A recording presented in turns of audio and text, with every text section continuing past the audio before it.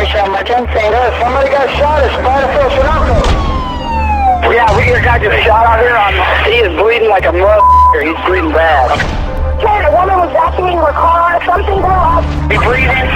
He's still breathing, but he's In October of 2002, the Beltway snipers terrorized the Washington, D.C. area with a series of random murders. Over 3 weeks, 10 people were shot dead. 3 were critically injured. To this day, questions remain about the killers and their motive for the attacks. What were they trying to accomplish?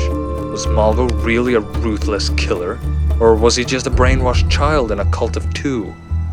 We team up with Professor Anthony Eden, a psychological expert of the criminal mind. He studied at the Stanford University and got a professor's grade in psychology.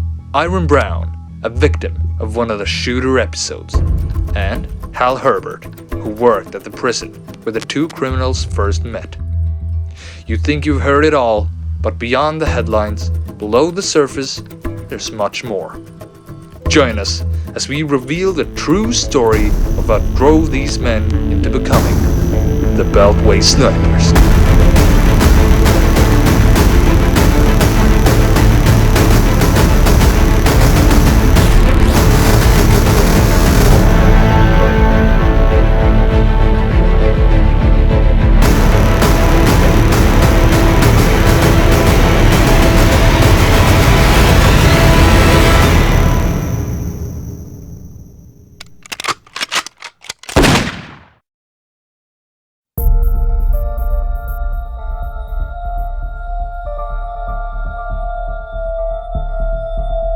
The time between each of these murders were almost unbearable for the people living in the Washington district. That hung in the air. It could be anyone. It could be a local salesman, the kid next door, or even that old couple across the street. You never knew. This unpredictable nature of each kill became sort of like their ultimate hiding strategy. No one could know where they would strike next. The snipers' targets, day of time, locations all had one thing in common. They were picked at random.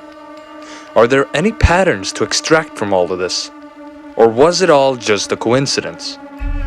John Al Muhammad was in 1999 sentenced for credit card fraud. While he was paying his debt to the community in prison, he met a young man named Leroy Malvo. Young Malvo was, at the time, a confused and easily distracted young man. And Muhammad used this for his own good. He lured him into the criminal life, making him believe that it was all part of Allah's demands. Hal Herbert saw these 2 men planning something, but he didn't know what. One day, when I was walking by their cell, I overheard them talking about the roads in the Washington area. They described the roads very precisely, and I had the feeling something was wrong. Of course, I never suspected they would be capable of pulling something like this off.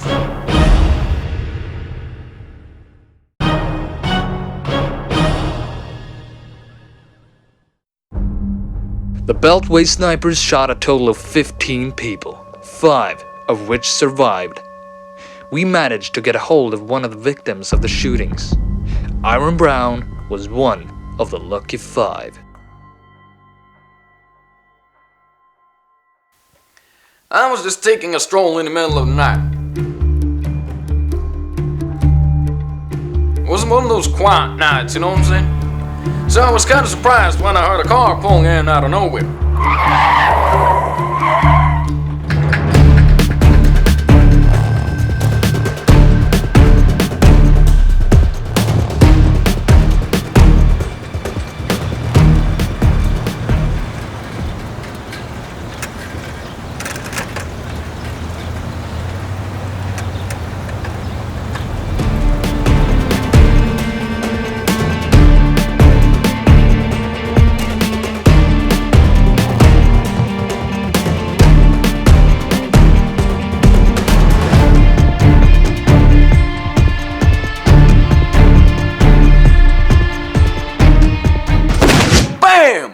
And I wake up in a hospital with a bunch of doctors hanging over me, rambling on about me being all lucky and You can't say that on TV, man. What?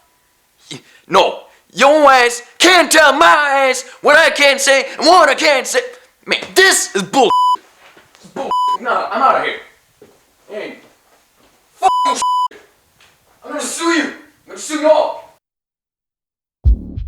Another question the publicity has been asking: were these men insane? No, these men were skillful killers. They were craftier than they were crazy, otherwise they wouldn't get away with the murders over a long period of time. Personally, I think these men were only out to spread fear amongst people. And if this indeed was their objective, well, you could really say that they did it with success. However, I think there mainly was Muhammad's intentions to scare, as the killings were probably used in his personal revenge against the country and its system. Malvo was just a pawn in his sick little game. 2 years after the sniper's rampage, this memorial was dedicated to the victims. It stands here in the rolling hills of Wheaton, Maryland, where the first murder occurred.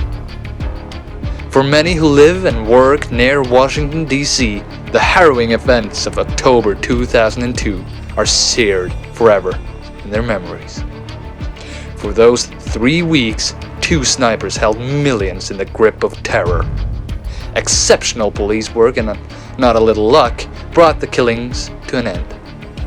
But the Beltway snipers uncovered reveals how vulnerable we really are to people fueled by hate.